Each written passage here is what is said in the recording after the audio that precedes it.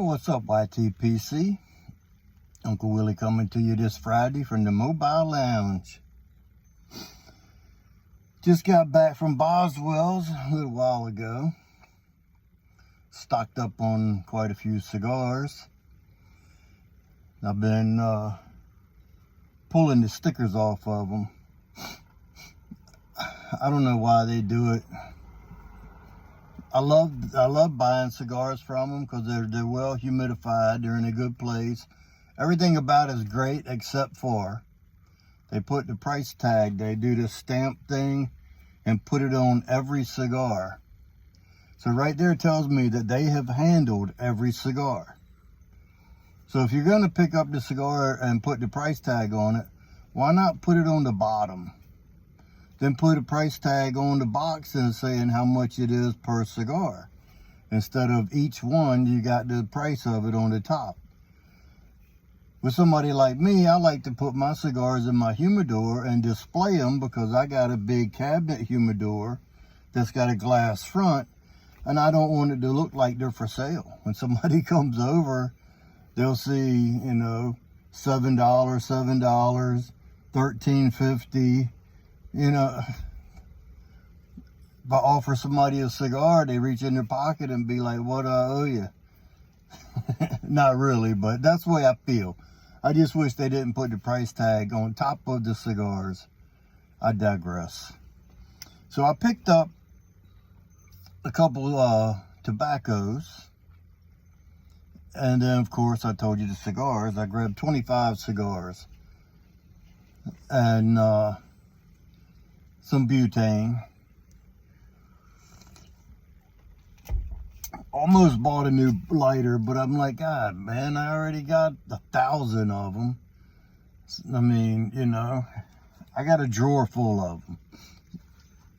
They got new lighters. They're pretty cool. They're similar to this kind with the flame out the side, but it says Boswell's on it. If they weren't 25 bucks, I'd have got one. If they were 10 bucks, I'd have bought one. But anyway, the tobacco I bought. Last year, I bought some dark plug.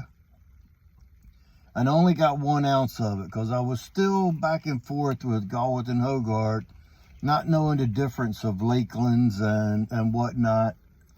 And I didn't realize that if it says dark plug unscented, it's non-Lakeland. If it says dark plug scented or aromatic, it's Lakeland. So I got some dark plug, plain, no scent. This year, I got a ½ pound of it. Like, yeah, that stuff was good. And I only got 1 ounce of it the last time. And I smoked it up, you know, pretty quick after I smoked the bowl and realized that I loved it. So when I saw they had it again, I forget, they had like 79 ounces or something like that. So I just called Rachel and told her, give me 8 ounces of it. And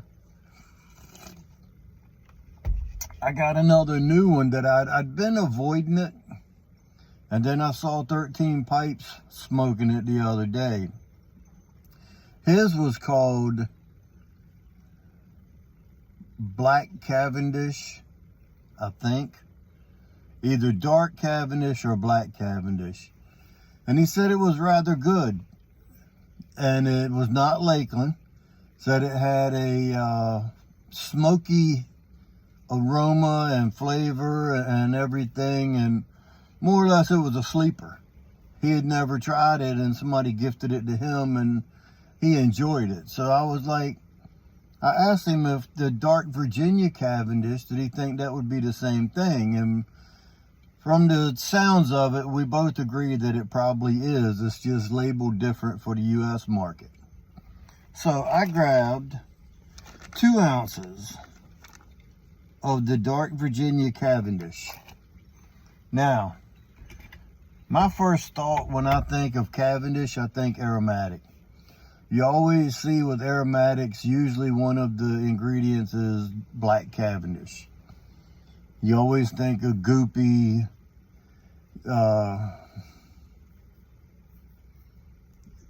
propylene glycol, sticky, goopy type. Well, it has all the characteristics of Cavendish except for the goopy, sticky, smelly components. Try to get it where you can see it. Look at it! I had to do it. It's just dark black. The aroma, it's like I smell something different every time I put my nose in the bag. And it never smells bad, but it doesn't have the dark, smoky flavor that I was anticipating, that I thought he said his had. So I don't know if this is exactly the same thing, but it's a dark Virginia Cavendish. No Lakeland, it's unscented, but it's got an aroma that's sort of intriguing.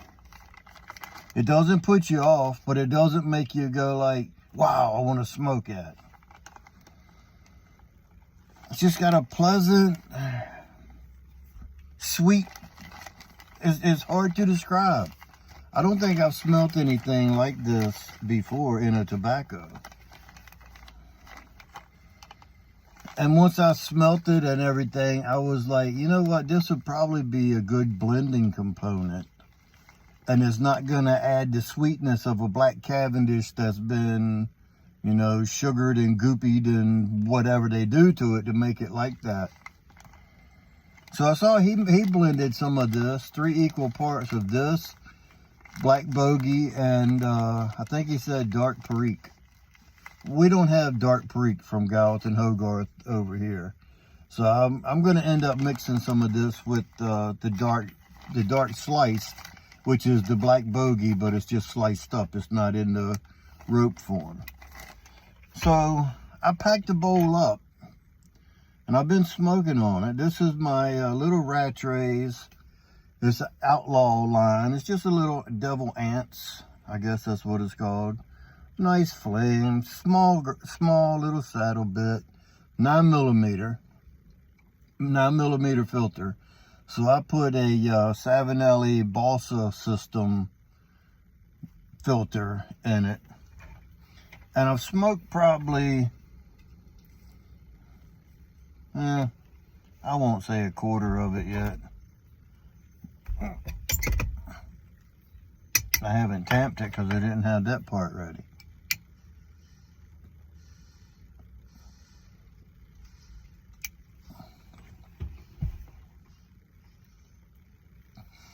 It's hard to form an opinion sometimes on the first bowl.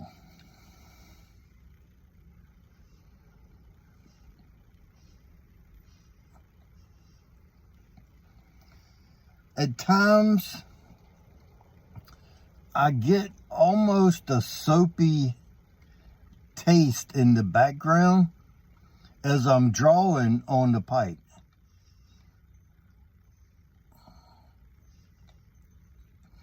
But it doesn't come through full forced soap for it to be a full-on Lakeland essence of the rose geranium oil stuff.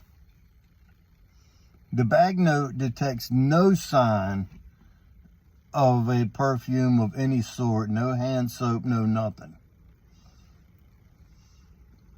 Very, very moist, which that's the way I like it, because that way you get all the flavors, especially in all the relights.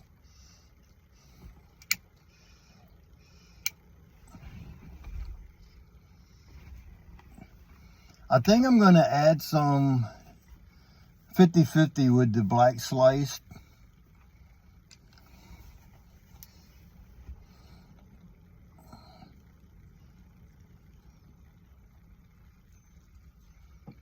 Doesn't have any dark flavors or aromas, even in the,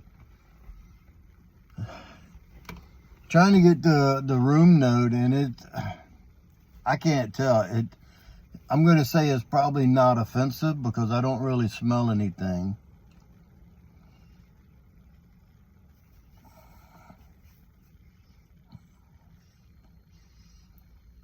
Maybe I'll smoke it in another pipe and see how it acts. Maybe, you know, some pipes give you different flavors for different reasons. We're not going to get into that because that's not what this video is about.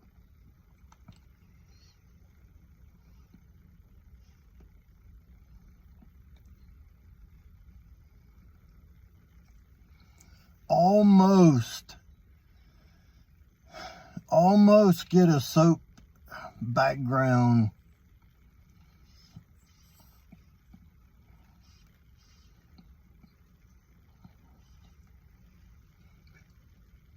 It's hard to say. I can't put my finger on what or my tongue. I can't put my tongue on what I'm tasting. It's not offensive. It's not bad. Am I glad I got it? Yeah. Would I buy it again? I probably will. I'll probably grab a couple more ounces.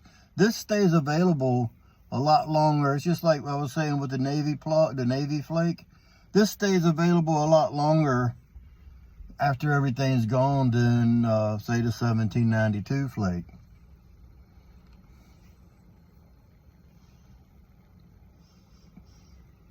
So there you have it. My review, I'm going to say confused. So now I went a little farther than I wanted to, but I want to show you something else. My pipe came that I ordered the other day. It showed up while I was pulling stickers off of my cigars. DHL pulled up. I got an email from them yesterday and said that my pipe was detained at Washington Reagan National Airport. So I figured Customs was holding it for whatever reason, but then it said it was at a DHL facility, and then today at 1:30, 2 o'clock, it shows up. So 9mm filter, as I stated, and it's funny because when you buy it from over in the UK market, it came with the filter. Plus it has a filter in the pipe, a balsa filter in the pipe, charcoal filter here, but no reducer. All my other pipes came with a reducer to take it from a 9mm to 6mm, or either 6mm to 3mm if you don't want to use a filter. It just reduces the draft hole. They come in the regular Savinelli bag. And now, wow.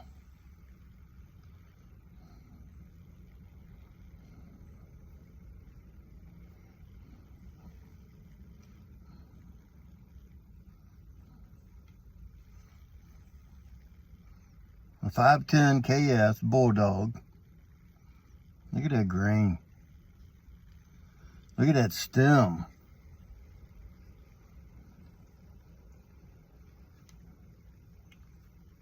I'm not going to do the bean thing 2 times in a row, but man, look at it. Uncoated bowl. That doesn't bother me. I was going to smoke this through it, but after smelling the bag note of it, I feel that this pipe is worthy of something that is worthy of smoking. Because I still have my doubts on the dark Cavendish. So my first bowl out of this is going to be some of this, the dark plug. Maybe I'll do a review on that, or a first impression. Well, it won't be a first impression. I don't know. It won't be today. Maybe tomorrow, over the weekend, I'll do something with that. But for now, I'm going to finish this. I've gone way longer than I anticipated, but that's okay. Sometimes that happens. So enjoy the rest of your Friday. Hope you have a good weekend. And remember, if you stay ready, you don't have to get ready. And today was the first day that I traveled out of state being ready, if you know what I mean. So with that being said, until next time, you know what to do. Stuff 'em and puff 'em.